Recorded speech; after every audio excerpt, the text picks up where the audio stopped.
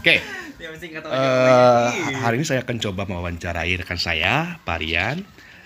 Beliau merupakan salah satu guru di SD Cipularang dan kebetulan mengajar di jenjang yang kelas sama, yaitu kelas 5.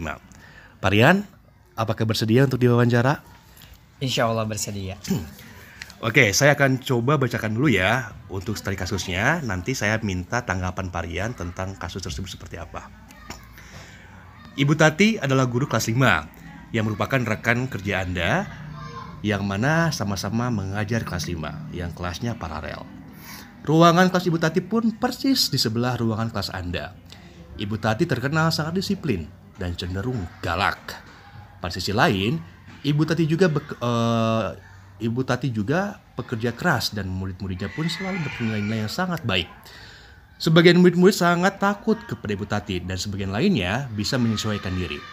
Kepala sekolah Anda dan orang tua murid juga sangat menghargai Ibu Tati. Suatu hari Anda mendengar tangisan seorang murid dan pergi keluar untuk melihat asal suara tangisan tersebut.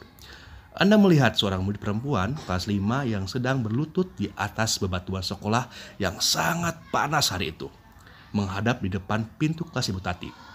Anda melihat Ibu Tati tampak tidak menghiraukan suara tangisan muridnya dan tetap mengajar seperti biasa. Namun, Anda bisa melihat bahwa beberapa murid di kelas Ibu Tati mencoba untuk mencuri pandangan keluar kelas melihat temannya yang sedang menangis dan berlutut di teriknya matahari yang panas. Pertanyaan pertama dulu.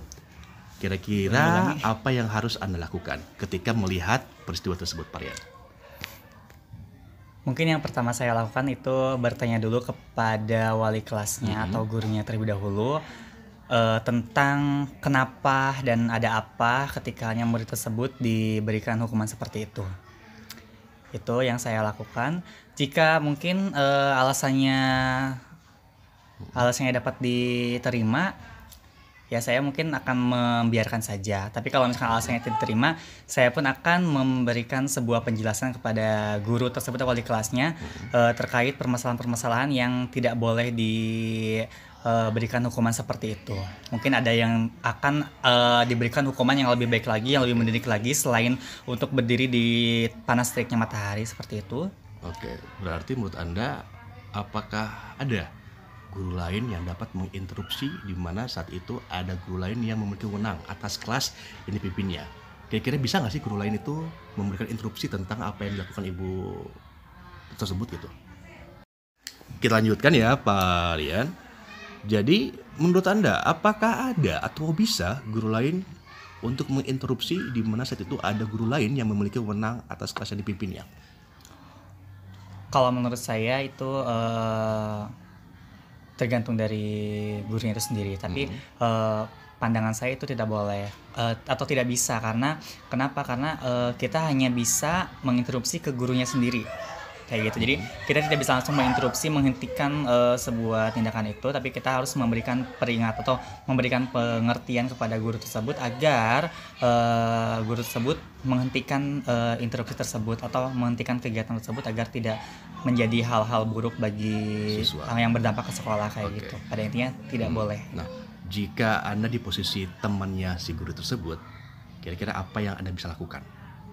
Yang saya lakukan ya itu kembali lagi yang pertama, kita menanyakan terlebih dahulu alasannya kenapa, dan kalau misalkan emang alasannya tidak masuk akal, ya kita harus memberikan pengertian secara rinci kepada guru tersebut atau teman saya agar agar jangan melakukan hal-hal seperti itu lagi, karena masih banyak punishment yang bisa mendidik anak lebih baik lagi. Oke, berarti mungkin ini ya sama ya nih pertanyaan berikutnya. Kira-kira kenapa dan bagaimana Anda itu bisa menginterupsi guru tersebut? Ya sama juga sih. Alasannya apa? Jadi Alasannya apa kira-kira? alasannya Anda harus menginterupsi guru tersebut tuh kenapa? Kira-kira kenapa sih gitu? iya, karena kan itu muridnya dia. Kita mungkin nggak tahu apa permasalahannya, maka dari itu kita harus menanyakan terlebih dahulu alasan ke gurunya itu apa dan bagaimana dia bisa melakukan hal seperti itu. Padahal kan dia sangat baik, sangat tegas, sangat disiplin. Kenapa harus memberikan hukuman seperti itu ya? ketika ada yang lebih baik hukuman yang lain gitu kan, misalkan memberikan tugas seperti merangkum atau membuat sebuah cerita ataupun apapun itu yang bisa mendidik anak-anak untuk lebih baik lagi gitu. Jangan sampai kita memberikan hukuman yang tidak mendidik anak gitu. Oke, itu dia mungkin. Oke Pak Rian, terima kasih untuk waktunya. Oke. Selamat siang. Siang juga.